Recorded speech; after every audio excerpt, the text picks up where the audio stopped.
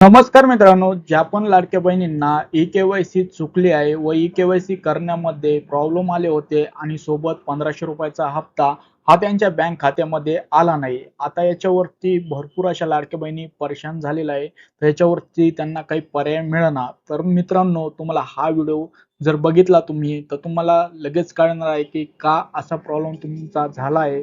तुम्हाला का जो 1500 रुपयाचा हप्ता आहे तो आला नाही आणि कधीपर्यंत हा 1500 रुपयाचा हप्ता तुम्हाला मिळणार आहे आणि सोबत तुम्हाला ई-के-वाय-सी कशी करायची संपूर्ण ए टू झेड प्रोसेस मी या व्हिडिओद्वारे तुम्हाला सांगणार आहे. तो व्हिडिओ थोडा पण स्किप न करता शेवटपर्यंत बघायचा आहे आणि अशाच लेटेस्ट अपडेटसाठी आपल्या युट्यूब चॅनलला सबस्क्राईब करून हा व्हिडिओ जास्तीत जास्त तुमच्या मित्रांमध्ये शेअर करायचा आहे. तर मित्रांनो, चला व्हिडिओला सुरुवात करूया. आता इथे बघू शकता 1500 रुपयाचा हप्ता का आला नाही आणि काय करायचं आहे. तर तुम्हाला हप्ता न येण्याचे जे प्रमुख कारणे आहेत इथं बघू शकता. के-वाय-सी अपूर्ण झालेला आहे. काहींना ई-के-वाय-सी करताना ओ-टी-पी आला नाही, त्यामुळे तारीख संपली आणि ई-के-वाय-सी झाली नाही. दुसरा पॉईंट काय आहे तर बँक खाते आधारशी लिंक नाही. त्या पण लाडक्या बहिणींना हे जे पैसे आहेत ते आले नाही. आता डीबीटी म्हणजे डायरेक्ट बेनिफिट ट्रान्सफर हे जे स्टेटस आहे, डीबीटी स्टेटस आहे हे बंद आहे. त्यामुळे पण हा हप्ता आला नाही. बँक खात्यामध्ये काही बदल केला, आय-पी-सी कोड चुकीचा टाकला, त्यामुळे पण हा जो हप्ता आहे तो होल्ड वरती लागलेला आहे. आता योजनेचे स्टेटस पेंडिंग किंवा रिजेक्ट असणे, इन्कम पात्रतेमध्ये चूक असणे आणि डुप्लिकेट अर्ज करणे याच्यामध्ये पण तुमचा जो हप्ता आहे तो थकलेला आहे किंवा होल्ड वरती ठेवलेला आहे. आता हप्ता मिळवण्यासाठी काय करायचं आहे, तुम्हाला काही स्टेप दिलेल्या आहे त्या तुम्हाला करून पाहायच्या आहेत.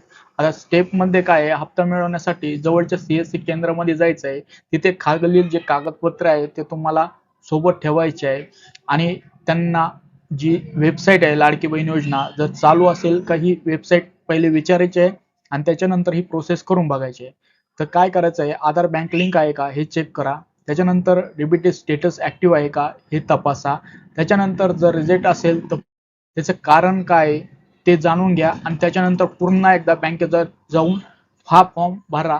त्यांना सांगायचं आहे की डीबीटी स्टेटस ऍक्टिव्ह नाही किंवा आधार सीडिंग बंद आहे. तर तुमचं जे डीबीटी स्टेटस किंवा आधार सीडिंग ही पुन्हा केल्या जाईल आणि याच्यानंतर जो पण हप्ता येईल त्या हप्त्यासोबत जे हप्ते तुम्हाला भेटले नाही त्या हप्त्याचे पैसे तुम्हाला डायरेक्ट बँक खात्यावरती मिळणार आहे.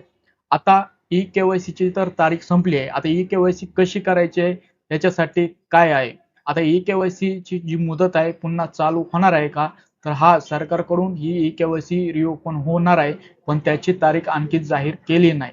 तर तुम्हाला जेव्हा पण तारीख जाहीर केल्या जाईल किंवा ई-के-वाय-सी पुन्हा चालू होईल तर सर्वप्रथम अपडेट आपल्या युट्यूब चॅनलवरती तुम्हाला मिळणार आहे. तर लाडक्या बहिणींनो, मित्रांनो, ही काही महत्त्वाची अपडेट होती. तर ही अपडेट तुम्हाला जर आवडली असेल तर नक्कीच ह्या व्हिडिओला लाईक करा. काही प्रॉब्लेम येत असतील कमेंटमध्ये विचारू शकतात आणि अशाच लेटेस्ट अपडेटसाठी आपल्या युट्यूब चॅनलला सबस्क्राईब करून हा व्हिडिओ जास्तीत जास्त तुमच्या मित्रांमध्ये शेअर करा. तर व्हिडिओ बघितल्याबद्दल आपल्या सर्वांचे मनपूर्वक धन्यवाद.